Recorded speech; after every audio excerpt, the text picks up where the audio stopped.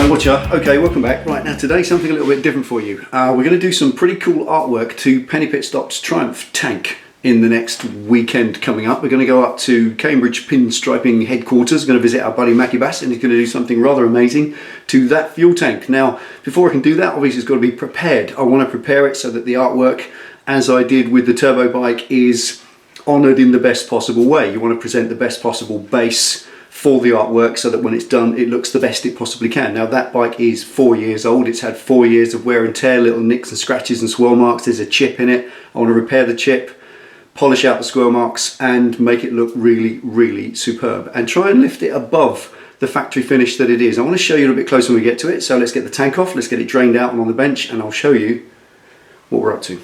Welcome back.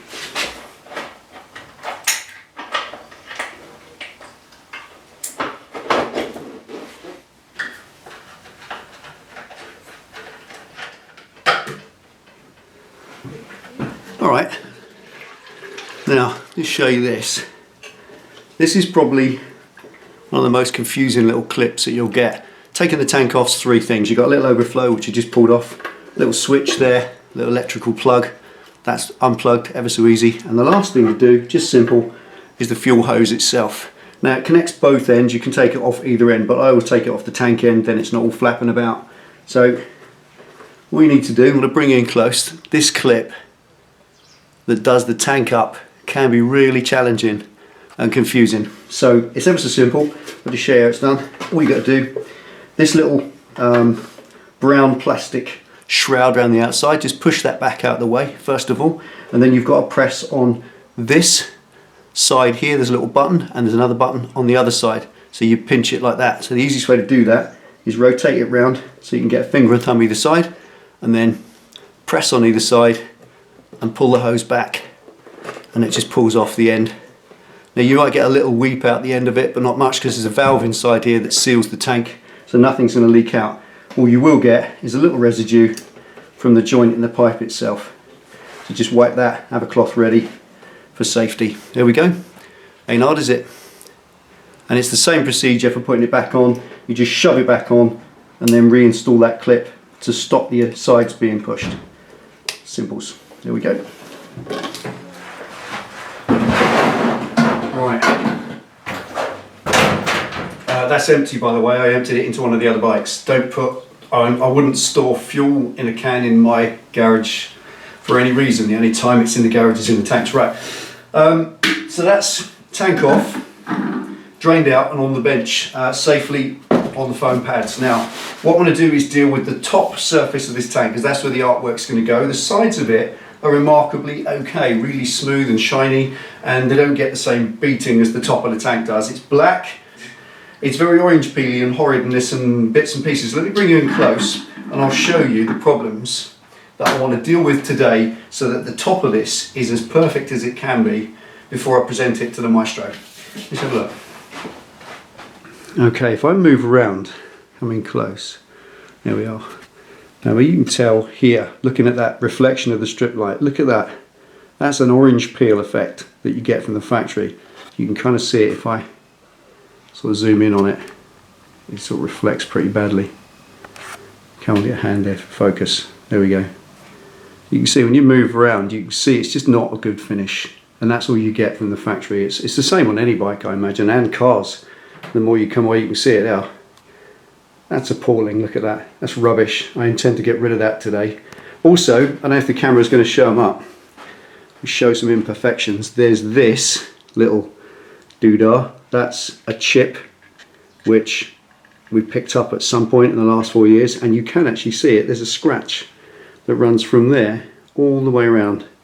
And that was me. I had a cloth, I was polishing it, and I think a piece of grit or foreign matter got underneath the cloth and it just painted a little line in it, and it goes from about there all the way up to there, so that's got to be polished out as well, and of course all the orange peel. But before we do anything else, taking out the scratches, getting the paper on this, I'm going to actually flat this down with paper and soapy water and get some of this orange peel out. This is factory paint, so it's very thick.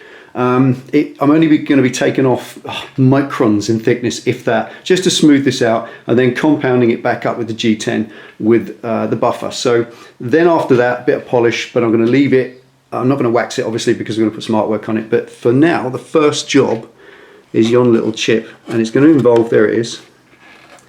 Let's see how this does photographing it. Oh, look at that, lovely. There we go. Now that little tiny chip was a tool, I think, dropped on it, or a tool dropped something on it, probably this tool. So there we are. The first thing is to fill that, and I'll show you a couple of little techniques which I've practiced over the years, work for me. You've got to drill it out with a little drill bit and then fill it with some paint and then flat it back. So let's get on to that first. Alright, the chip is down to the metal, so nothing to lose by going a bit deeper.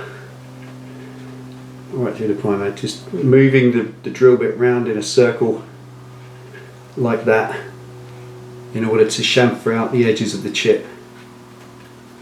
And already it's flatter and you can't feel it so much.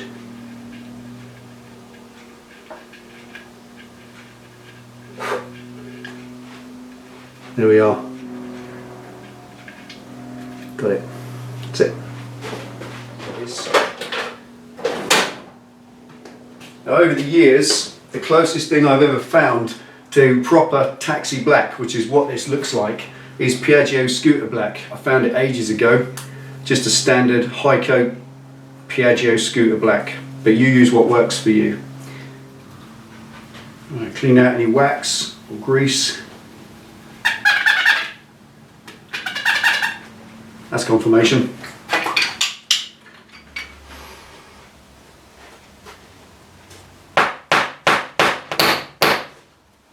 Pick up enough of the paint to form a tiny drip that hangs on the end, and then just touch it into the chip.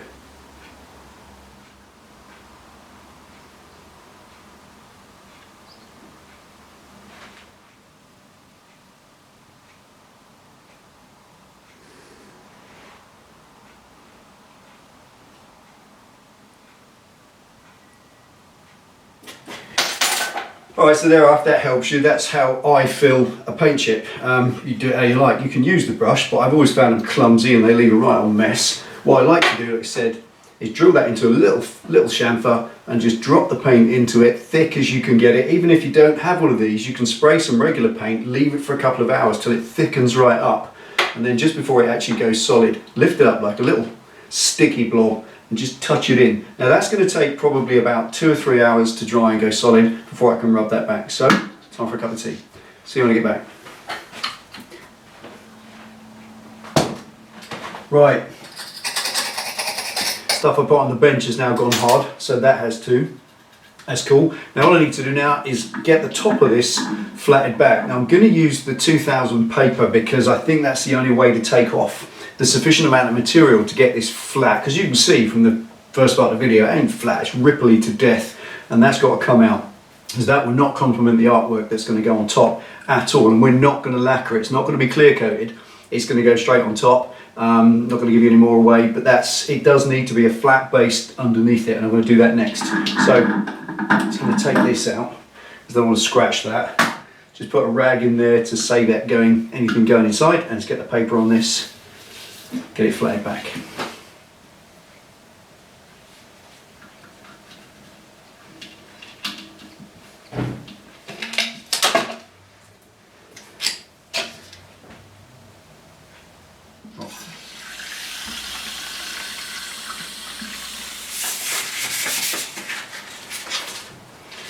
Just use the paper face to face, and that knocks a little bit of the coarseness out of it, makes it much smoother, but it will still do its job. I'm going to use a foam block because I want to take the tops off the ripples. I don't want to go over the ripples and take the whole lot down. I want to take just the tops off. So if you use a foam block, obviously not a wood block, using a foam block just hits them on the tops, and then that will take them down, hopefully. You can kind of feel the ripples underneath the paper. You can feel it kind of hammering over the surface of them. And I'm only looking to do this top section of tank that's going to be artworked. And artwork or no artwork, doesn't matter what you're doing. This is a great way at any time to refurbish your tank if it's got a bit scratched and marked, as all black tanks do.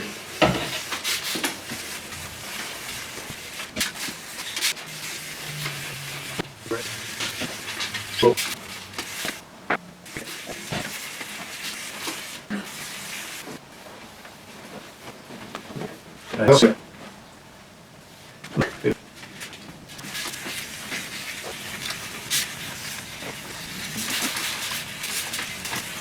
now and again you can hear a little, as you're going round, as you get a little tiny foreign body or something, a little chip of something or a bit of grit, and it starts to get rubbed on the surface, and that's going to make a mess. It's going to make horrible scratches, so stop the minute you hear it, wash it off.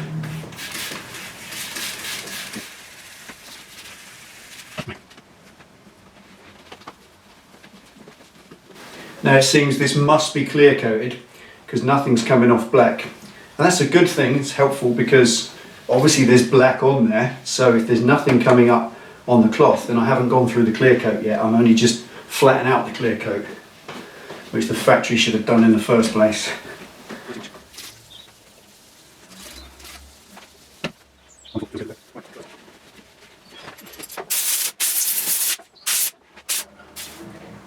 Look at that, no more ripples. Okay, now, compound.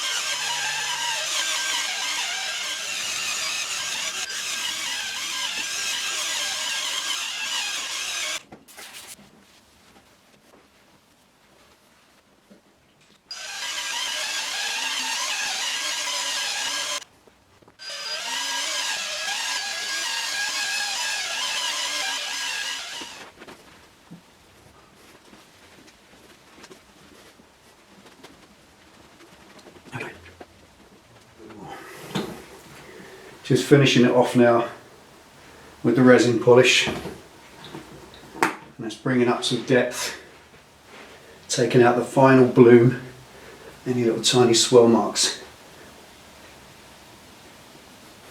Just gently with a microfiber pad.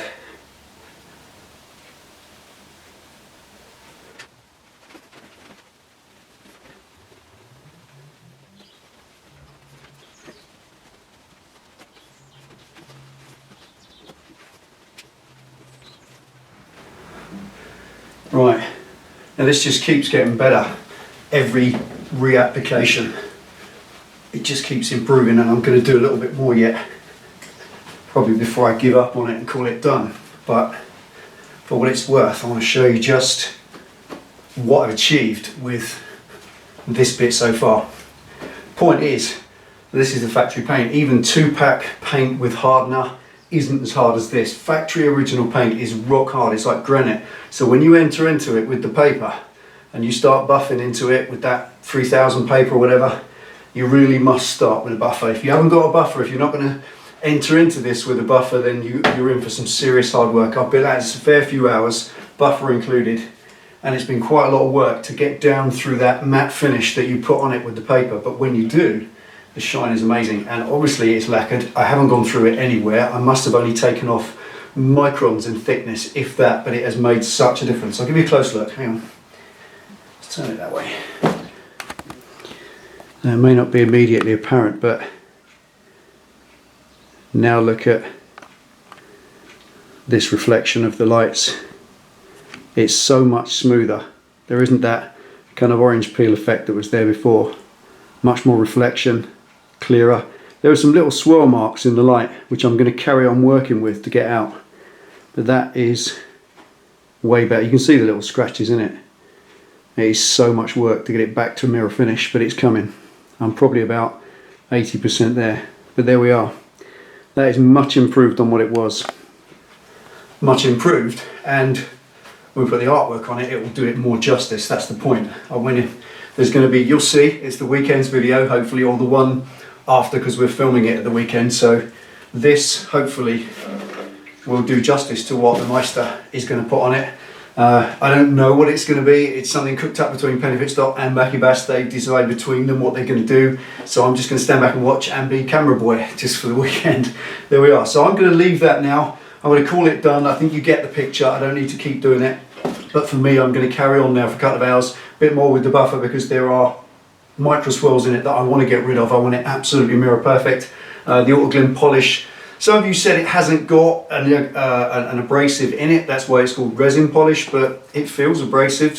And it is cutting out some of the haziness. So it works, and if it works, use it. So there we are. I'm going to carry on with this. This is the kind of thing you can do yourself, even if you're not going to do artwork on your tank. You want to just improve the finish, and you've got a black bike, whatever. Then once you're prepared for the workload, and you can treat yourself to one of these or something similar, and honestly, you can improve on the factory paint without any difficulty whatsoever. It's just hard labour, and that never hurt anyone, did it? There we go. Thanks for watching. Take it easy. Ride safe. See you next time.